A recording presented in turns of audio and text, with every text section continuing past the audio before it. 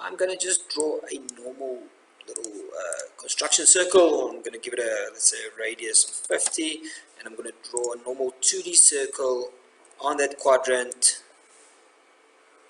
and I'm going to give it a radius of 10.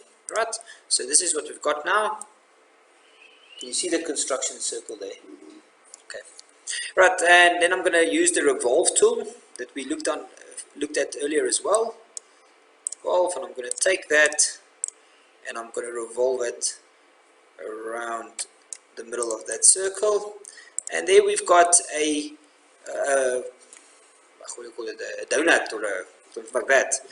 Okay, if I go and I just check something first, let's switch on. Okay, if I go and I take that circle, I can go and change the circle, the radius of the circle, let's say to 20, and it will update the whole donut with it. Okay, I want to do that now.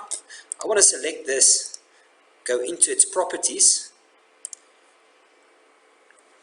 and I'm going to go to revolution shape.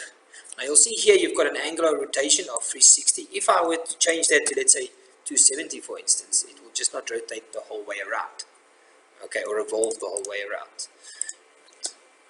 Change this back to 360, right? And then do you see there's a number, spiral pitch? I'm going to put in a spiral pitch of 50, and then you can enter a number of coils. I'm going to put in 10 coils. I put 1 coil. There we go. That's better. Alright, so there we've done a coil spring. Right, now I am going to render this quickly. Anyway, there you can see what we've done.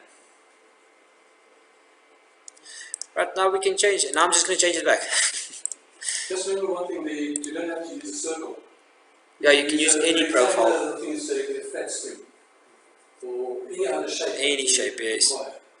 Right, so I'm just going to make that a spiral quickly. If you look at that. Revolve. This is in the revolve properties. Yes. Yeah, so there I've just made it a flat spiral. Right, or you can also go to properties and you can give it an angle. That's one of these mosquito rings. This off. Say a 30-degree angle. There we go.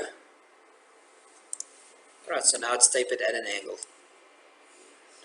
Right, you've got another property in here. What we was just saying with the shell solid, if you take both sides off, you could do that.